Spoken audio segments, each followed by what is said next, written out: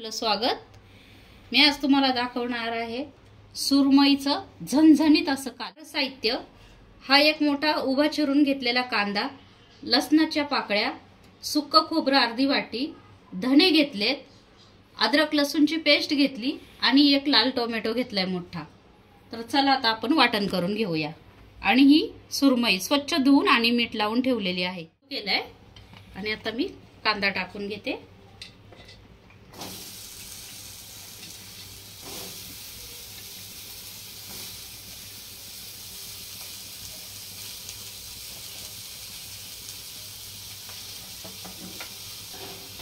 कांदा हलवून घ्यायचा।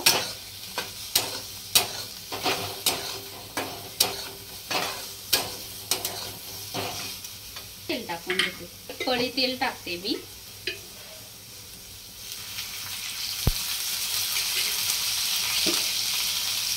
कांदा चांगला लाल करायचा।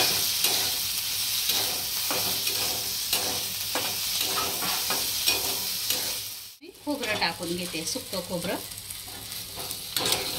ते पण चांगलं भाजायचं कांद्यासोबत।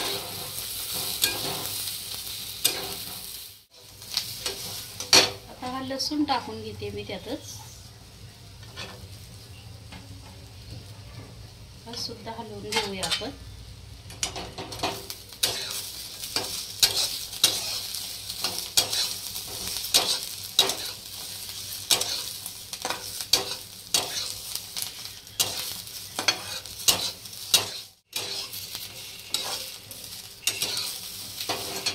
हे धणे टाकून घेऊया।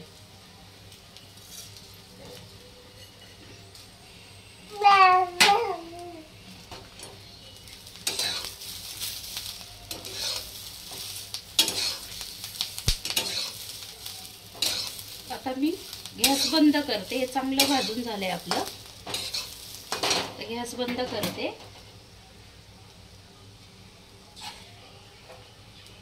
आता हा एक टोमॅटो घेऊया आपण वाटण्यासाठी। तोपर्यंत आपलं भाजलेला मसाला थंड होतोय। ही कोथिंबीर घेतली आणि हे वाटण बारीक करून घेऊया।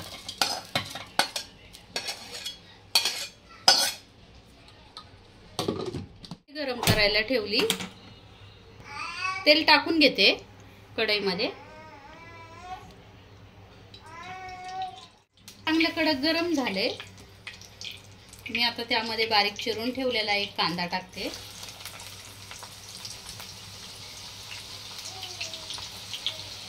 कांदा चांगला परतून घ्यायचा आहे तेलात।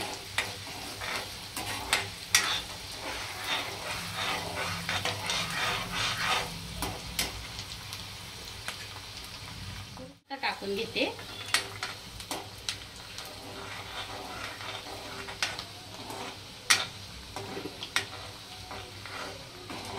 मस्त ब्राऊन कांदा होऊन द्यायचा आहे तेलामध्ये।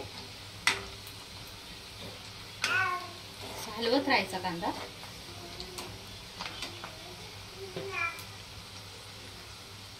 त्यामध्ये मी टाकते 1 चमचा अद्रक लसूणची पेस्ट। ती सुद्धा चांगली तेलामध्ये भाजून घ्यायची आहे। त्याचा कच्चापणा सगळा वास गेला पाहिजे। मस्त असं परतून घ्यायचं आहे त्या।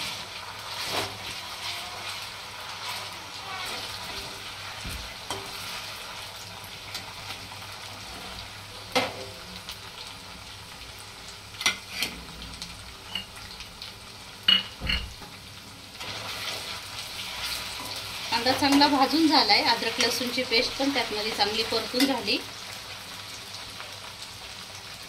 आता हा माझा गरम मसाला घरात बनवलेला, चवीनुसार मीठ, हळद 1 चमचा, 1 चमचा लाल मिरची पावडर आणि घरगुती मी आता हे तेलामध्ये टाकते। हे पण चांगलं परतून घ्यायचंय छान तेलामध्ये। गॅस थोडा बारीक केलाय मसाले जळू नयेत म्हणून। आणि मस्त असं हलवून घ्यायचंय कांद्या तेलात। सगळे मसाले भाजून असे घ्यायचे छान।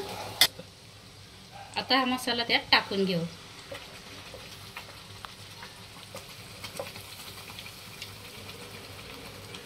मैत्रिणींनो, माझी रेसिपी तुम्हाला कशी वाटली, सुरमईचं झणझणीत कालवण, ते कमेंटमधून सांगा आणि नक्की ट्राय करा. नवीन असाल तर सबस्क्राईब करायला विसरू नका. लाईक करा, शेअर करा. धन्यवाद.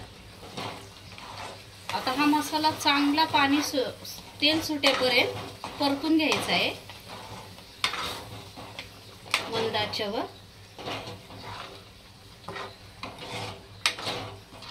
मस्त परतून घ्यायचा, हलवत राहायचा मसाला. त्याच्यावर 2 मिनिटासाठी आपण झाकण ठेवूया, म्हणजे मसाला बाहेर उडणार नाही. 2च मिनिटासाठी झाकण ठेवू. चांगलं मसाल्याला तेल सुटले आपल्या.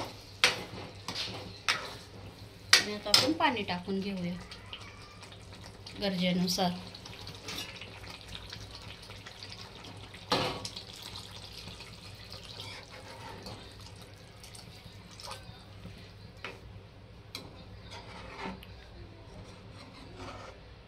चांगलं हलवून घ्यायचं सगळ्या बाजूने, मसाला मिक्स करून घ्यायचा आणि उकळी येऊन द्यायची.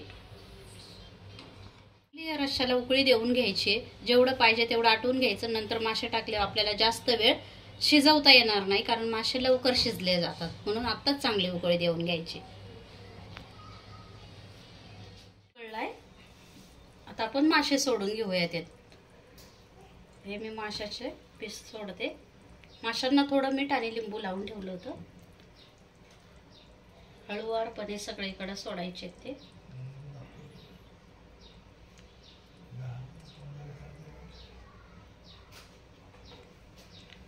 मासे सोडून झाले रश्श्यामध्ये.